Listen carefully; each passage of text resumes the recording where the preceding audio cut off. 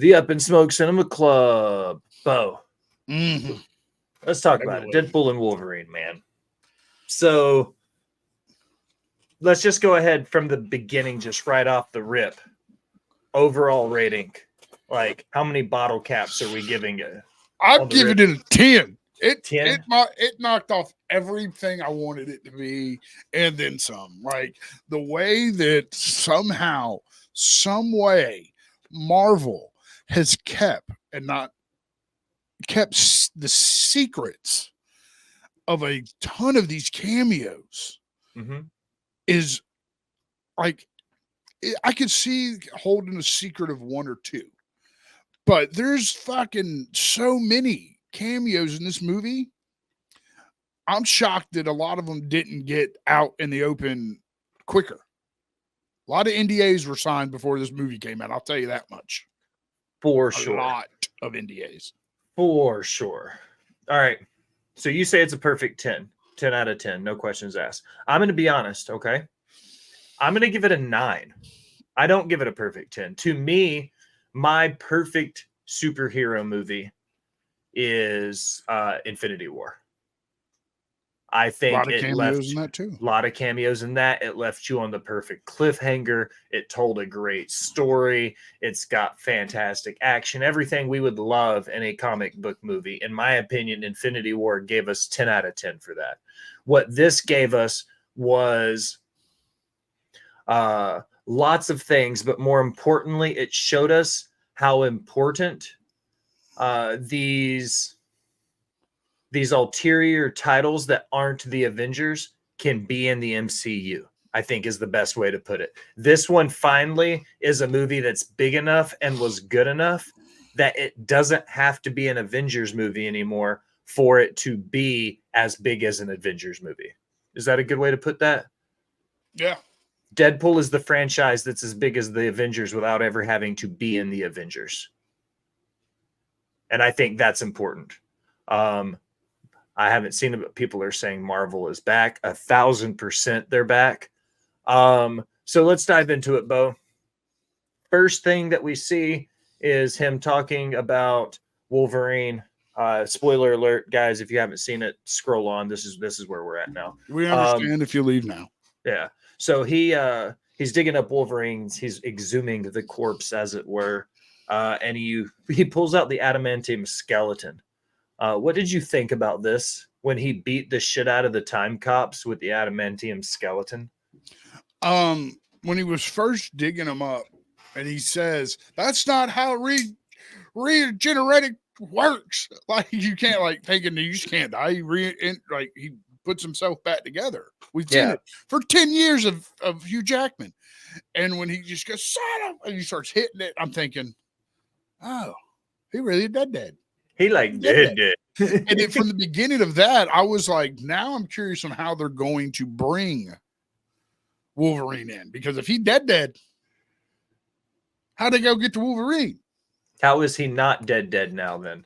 Right? Yeah, like it was every bit of that scene when he goes, put down your weapons. I promise you, I will not kill you with my weapons. Yeah. And like he just fucking, there's so many bones in the body, blah, blah, blah, blah, blah. Yeah, there's 167 bones in the body. And he starts using, and he puts the claws on, and he's like, I'm sorry, Wolverining is hard. And he's trying to put one on and fight the dude off and put the other one on. Yeah, he's like, Wolverining is hard. And he's got him. He's got his one is one dude's crotch, and the other one's in the other dude's ass. And he's like pulling this way, but he like back and forth into him. And he's like, I'm sorry. With the bye was fucking hilarious, to the point where NSYNC went on their YouTube channel and changed the title of their video to the official video for Wolverine and Deadpool. That's how much like it put NSYNC back on the map. I love that. So we get the first point in this movie of the TVA.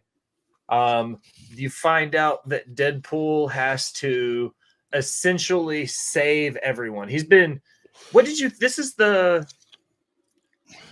is one of my biggest critiques of the movie, Bo. Some of this, I said it was a little over 2 hours long. And I said some of the movie could have been cut out and it wouldn't have hurt the movie at all. And I think some of the stuff with Vanessa and his friends, it didn't need to be as hard. It didn't need to be as long as it was. Some of the stuff in the car dealership could have been cut out. Yeah, and there were few pieces like that could have been cut out of this movie and make it a, that 90 to 100-minute movie, 120, maybe 2 hours, But there was enough of that. Like, it was funny, but not necessary stuff. There's a little bit too much meat on the bones. Does that make sense? That's my only critique of the entire movie, is I think they let too much stay in the film. They didn't cut enough out, because if it was this long and it hit it, imagine when we get the the director's cut of it and we get all the shit that didn't make, that left on the cutting room floor, as they say. 3-hour fucking movie. It's going to be a 3-hour movie. I mean, I liked it. The car scenes needed to be, the dealership scenes needed to be there a little bit more because of the Peter character. So you think having Peter there more so, because if you had to cut either the birthday party scene out and all of that shit, or the car dealership stuff, do you think they could have maybe 50-50 each one and make it fit that way versus cutting one of the subplots out entirely? I don't think the birthday party was kind of like, to me, it was a little unnecessary, because we already were familiar with spoiler, Deadpool's timeline, not his universe anymore, his timeline. I think the dealership, the car dealerships, were a little bit more impactful to, as you go further on in the movie, seeing the role that Peter takes. How important he is. Yes. And to how important he is to just Deadpool in general. So this is important in the timeline of the MCU, because this is a question for you then. Okay. So he takes the job. He's like, okay, fuck it, I'll do the Marvel. They give him the montage scene where he puts the suit on, and it's the new Marvel Deadpool suit, and he's like, fuck yeah, it's awesome. Okay, not an inappropriate touching. Whole lot of inappropriate touching. Your Taylor's amazing, but he also a predator. What do you think about the idea of the sacred timeline? Earth 606 or whatever it was, 605 or whatever. The sacred timeline is 616. 616. There you go. And then the X-Men timeline, Deadpool's timeline, is Earth 1005. Yes. Okay. When we leave the movie at the end, we're going to talk about some more of it, but I want to go ahead and ask Bo this question and get it in here. They leave the movie. Earth 1005. Deadpool does not choose to go onto the sacred timeline. He stays in his timeline instead of going to the sacred. Do you think that the TVA is the key now to all the multiverse? Because now we know who's driving the Cadillac, so to speak. We know who's behind the curtains with the TVA, who's calling the shots of how the multiverses are ran and monitored and controlled. And by the way, it's Loki, the god of story now. Yeah. That was in season 2 of his show, wasn't it? Yeah, it was the season when he came up and he was able to grab it and realize that he could just go, shit, hold on, and pull them all into one big funnel. So he's now the god of story, apparently. Do you think the TVA will be the connecting piece to get Deadpool into the Avengers for, say, Secret War, when we have to get to that point and they need all the biggest and strongest and baddest fighters in the universe, all the known universes, to help fight Galactus, but they've got to be super secret about it because they don't want everybody to panic because all the timelines are going to get destroyed? That was a lot. I'm sorry. I think the TVA is now going to be a strong key to everything. What's also going to be a key to it, and if like me, who's a nerd and goes and watches every explanation and everything about it. Not only is the TVA a key holder, but the Sorceress Supreme, who is Doctor Strange, can also do it. Yeah. Oh, well, the thing is with Doctor Strange, and this is something that we learned in the Far From Home, or No Way Home, rather, was that Doctor Strange reluctantly can manipulate everything from an atom all the way up to entire timelines with his powers. And once he became that powerful and figured it out, he didn't tell anybody. He didn't want anybody to know he was that powerful, because that makes him on the level of a Thanos, a Doctor Doom, eventually an Iron Man in other timelines. No, Joe, we're going to be talking about it the rest of the show, buddy, to be honest with you. No more. Can you come back? No more spoilers. I'm sorry, bud. We've been telling last Thursday before Bo went to see it. We knew he was seeing it on Saturday. I was seeing it yesterday, or on Tuesday. And we knew, because today was the first Thursday we were going to be on air together since the release of the movie. And we knew we were going to spend half the episode talking about it. Okay, so the TVA is a key holder for sure, just like Doctor Strange and a few other characters. So he bounces around trying to find a Wolverine to take back to his timeline to stop it from getting destroyed. He finally finds a Logan that works, and he makes the joke about his pajamas being nice. And then he's like, that only took 20 years. What was your reaction? Oh, sorry. You just skipped a whole part of this, which I think is very adequate to the story of Wolverine. Because not only does Deadpool go on this montage of, let me find the badass one. Love you, Joe.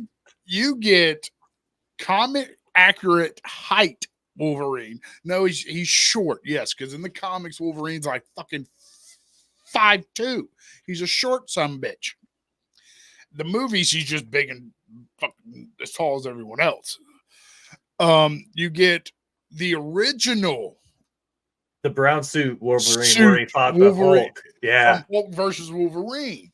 And he's like, aren't you the one that fought the Hulk? And then the Hulk beats the shit out of Deadpool. Yeah. And then you get what I consider the man who will eventually take up the mantle of Wolverine. I forgot his name. Yeah, whatever. But you get Superman. Henry Cavill. You get Henry Cavill. The Cavalrine. You get him in an MCU movie. And I think Henry Cavill, if they ever go a different route or bring in a different Wolverine from another timeline, Henry Cavill was spot on. The chops were a little too big. They could have been shaved down a little bit. But a young Logan had almost a full beard. Yeah. He looked like Sabretooth. And I didn't know it was Henry Cavill. And when he turns around, he's just cranking the bike, and he turns around like, that's fucking Superman. Well, he called him the Cavalrine, and I was like, God, that's hilarious. Yeah. So he gets there. What did you think about the yellow and blue? I thought it was time. I really thought that Fox, when they originally did the X-Men, and that was one of Kevin Feige's first movies. That's what got him into what he's doing now. It was said that was right when the Matrix was coming out. So everyone wanted black leather.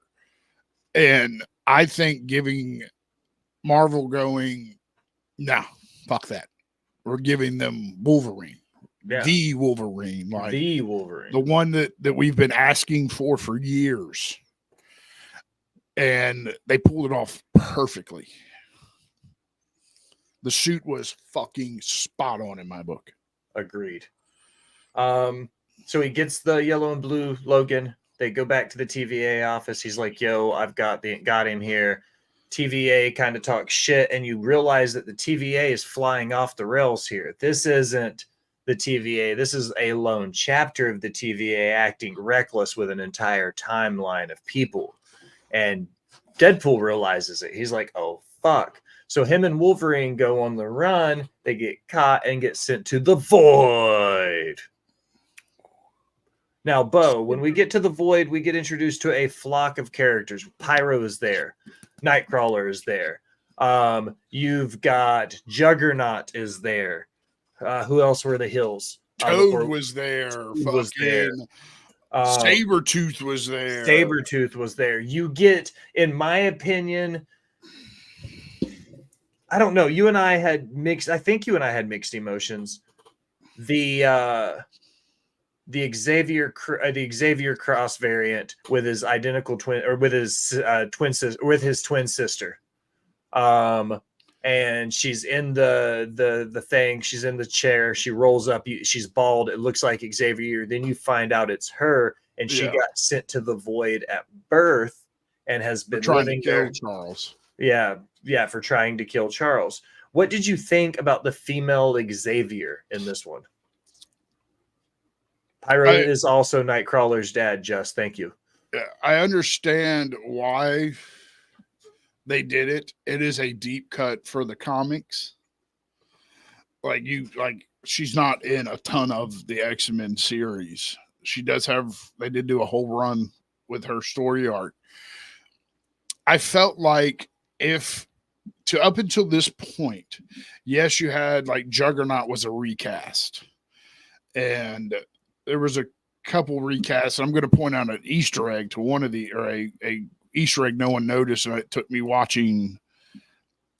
And I got to give credit to the YouTuber Screen Crush who pointed it out. But I felt like if you were doing so much to thank, it's so much to say, hey fans, thank you so much for sticking around and during all the X-Men, Marvel, or Fox universe, welcome to what we have. I felt like they could have used another actor to play Charles. Like you could have used the guy from First Class. That's who I would have picked. I would have picked the guy from Split. Yeah, James McAvoy. Yeah, he's Charles Xavier. No, I know he is. That's what I'm saying. You think that was the one we should have gone with? I would have gone with an evil James version of him.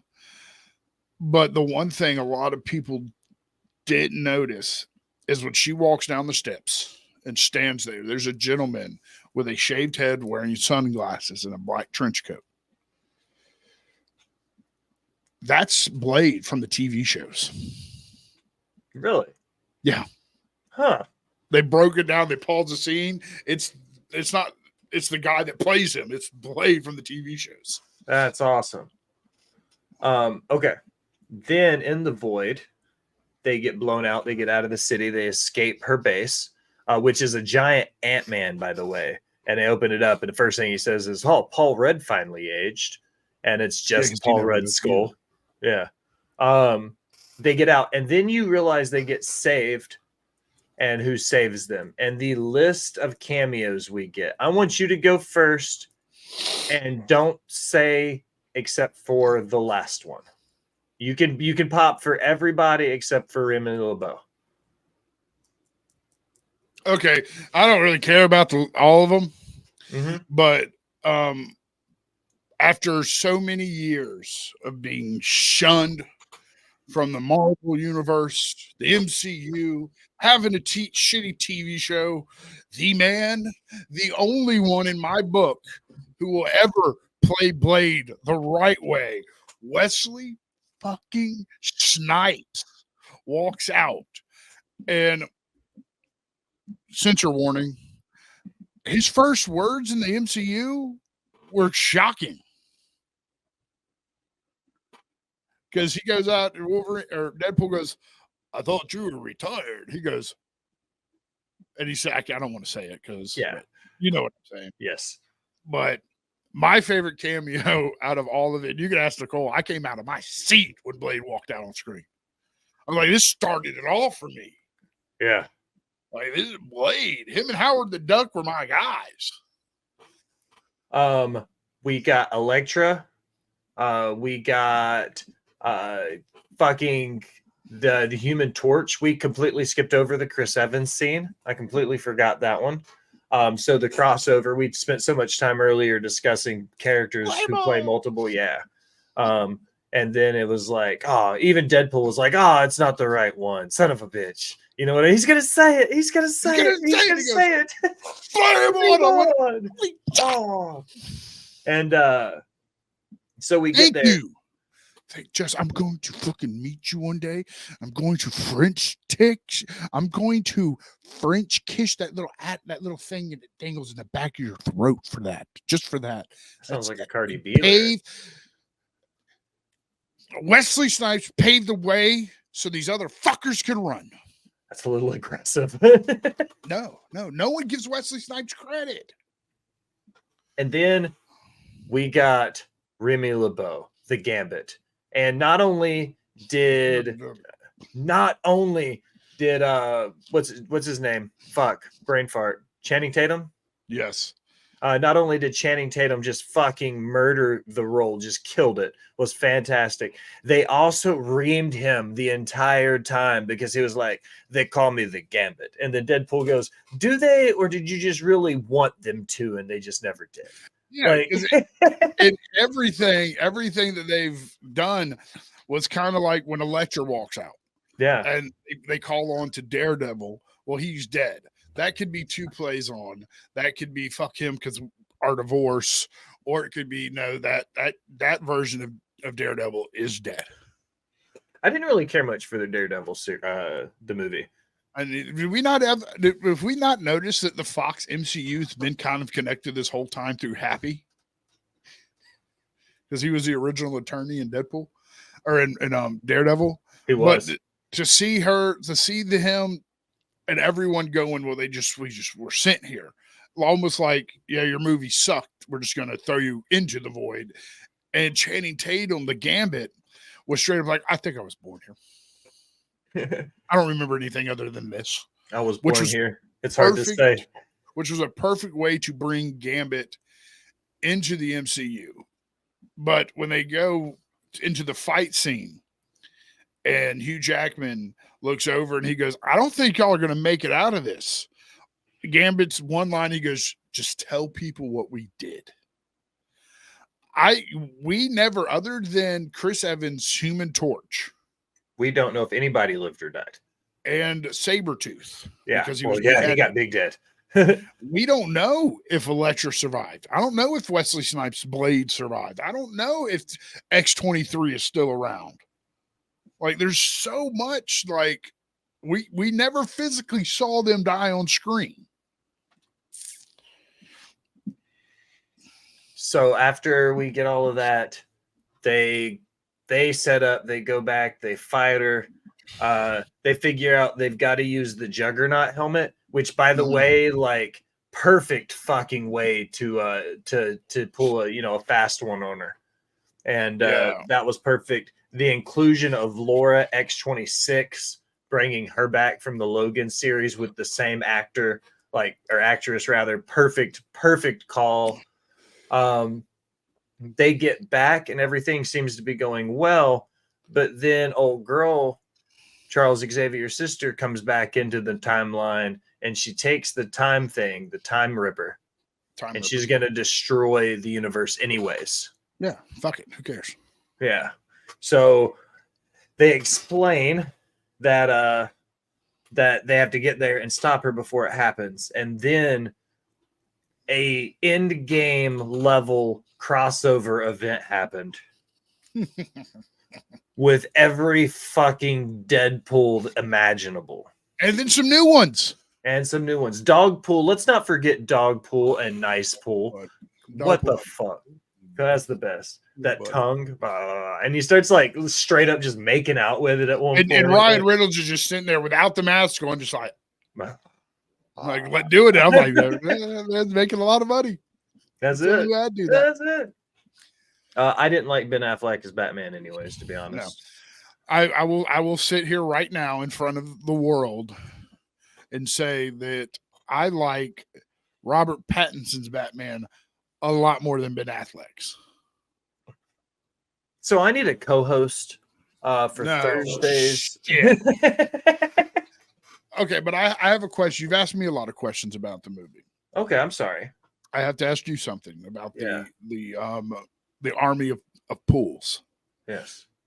Favorite Deadpool variant. My favorite Deadpool variant.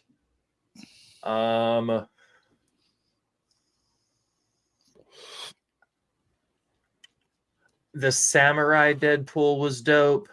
The Ronin. Definitely, yeah, definitely up there for me. Lady Pool was a fucking gangster. Also, Kid Pool was funny because the mouth. That was actually Ryan Reynolds' kid too, which I think is awesome. I'm trying to think who was the other ones. Those are the ones that came to mind immediately. What about you? Only because I now know who's under the mask, but my favorite Deadpool variant is Cowboy Pool. Who was that? That'd be none other than all right. Matthew McConaughey is Cowboy Pool's voice. Well, then fuck yeah. No, Cowboy Pool is 100% my favorite then. Then they had the Wales Pool from an homage to his soccer team. They had the Showman Pool, which was Hugh Jackman's homage to the Greatest Showman, other than playing the song in the movie. But yeah, no, Cowboy Pool was just when I found out it was Matthew McConaughey voicing him. It was like, all right. I need a Cowboy Pool movie, just because I want to watch Matthew McConaughey. Tom Holland's brother was in it. Was one of the variants too. That's awesome. One of my favorite things too is earlier in the movie when him and Wolverine first met, they were, having their banter back and forth, and Wolverine said something about killing him, and he took it super sexual and was like, "Don't talk to me like that. I'll have to tell Blake."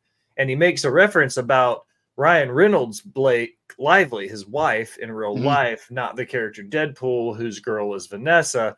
And then later in the movie, Lady Pool comes out, who is played by Blake Lively, and they missed the opportunity for him to talk to her in first person, breaking the fourth wall and being like, "So are we doing in the middle of the fight?" They should have stopped and been like, "So are we doing Chinese when we're done here?" And her being like, "I'm really tired of that. Like, we should do Greek food or something." Yeah, and then fucking that would have been the perfect fourth wall break. It does, but that brings me back. This scene brings me back to why Peter's character was so important in those little bit that he had in the beginning, because you realize when Peter Pool shows up and he takes off his mask, they went, "Holy fuck, you have a Peter?" And all the Deadpool simultaneously like, Peter, which gave Wolverine and Deadpool Prime, as he likes to call himself, the chance to finish saving the universe. Deadpool H. Christ. He's Marvel Jesus, ladies and gentlemen. So many people were pissed off about that. I thought it was one funny ass line. I loved it. I thought it was fucking amazing. The whole running Marvel Jesus joke is fucking phenomenal. So they go down.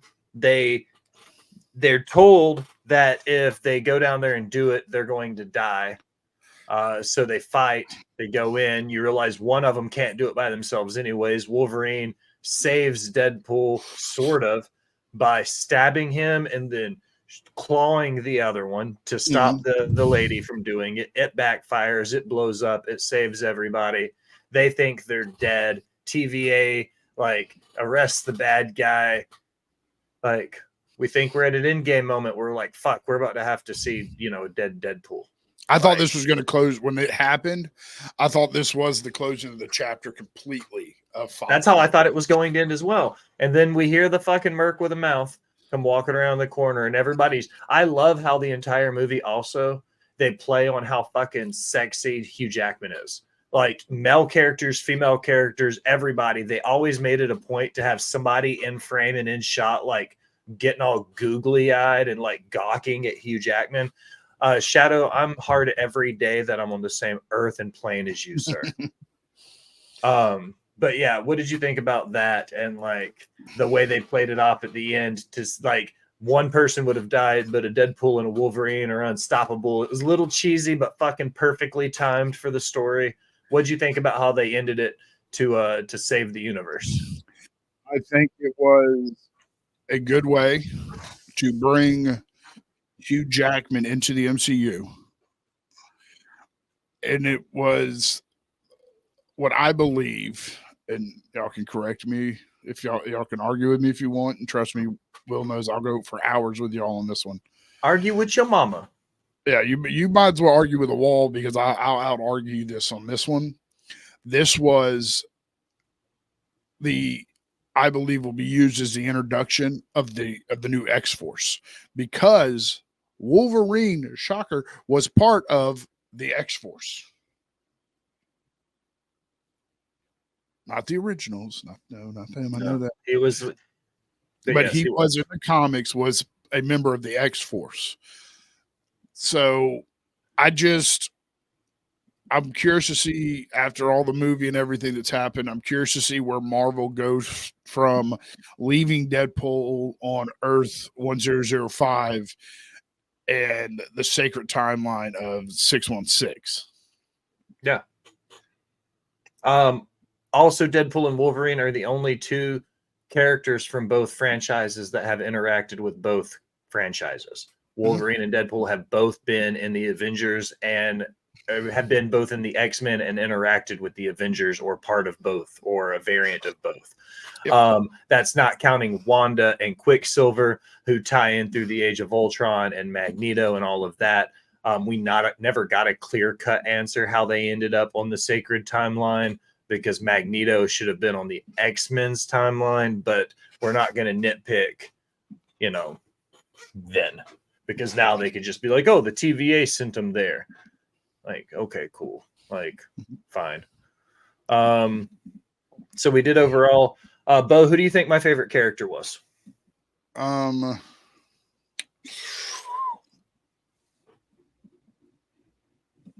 going to say you were a Gambit guy. As soon as Gambit walked on screen, you probably could have let the movie happy. I was. Gambit was my favorite cameo for sure. Blade made me pop. When Chris Evans took the mask off, I literally vocalized out loud. I was like, no way. Like, are they really going to give us a Captain America variant in the first 20 minutes of the movie? But we know it's the Human Torch. Gambit was my favorite cameo. Deadpool was my favorite character because it's Deadpool. But I think, yeah, I would probably say Deadpool and Gambit would have, for you, I'll probably say your favorite cameo outside of Blade, because we know Blade was big. Let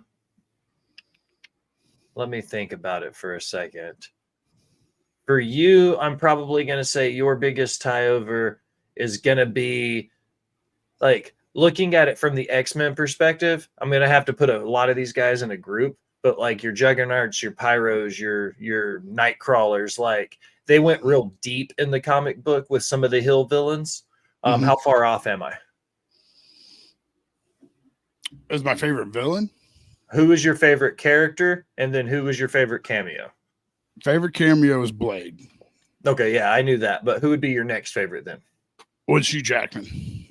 Straight up seeing Hugh Jackman reprise the role of Wolverine for an MCU movie? For an MCU, and getting finally the correct mask reveal of full-on Wolverine get-up.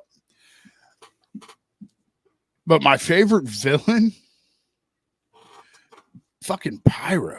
He's always been even in the first movies, he was just that cool guy. Yeah. Hell yeah. All right, Bo. We went a little bit over the hour mark today, but it was a special edition of Nerdy News because we were so Marvel heavy. Plug yourself live on air. Tell everybody where to find you and what you got going on. Sundays. Not this Sunday. Next Sunday. Botch Chair Shots over on Rivet City Radio. Tuesdays for NXT on tap on Off the Top Media. Here every Thursday. Anywhere else, find me on Twitter at JacksVo2020. We're running long. I'm going to do the shortened version. Check the links everywhere for me, Bo, and Al. You'll find everything. Follow us everywhere you do anything. Make sure you join the Discord. Go check out all of our merch. It's super cool. And Amazon, if you have Amazon Prime, give us the free subscription. Give Off the Top the subscription. Creation World, Shilly, any of my friends. Jeff Bezos doesn't need it. He has too much money. Bo, anything for the class? Go see Wolverine and Deadpool. Go see Wolverine and Deadpool. Whatever you want to call it. Fucking go see it. Go see the movie. We love you guys. Thanks for hanging out and listening with us. We're going to SummerSlam. Bo's going to TNA. We'll see you next week. Tuesday for Botch Spots and Chair Shots. Tuesday for Nerdy News. Thursday for Nerdy News. Sunday for Botch Spots and Chair Shots. Don't forget to watch the Table Spot and the Boom. And importantly, tonight at 9 p.m. Eastern Standard Time, we're going to be doing a network-wide trivia and SummerSlam prediction show with all the hosts and producers from both networks. So come hang out with us. We love y'all sincerely and dearly. Deuces. Deuces.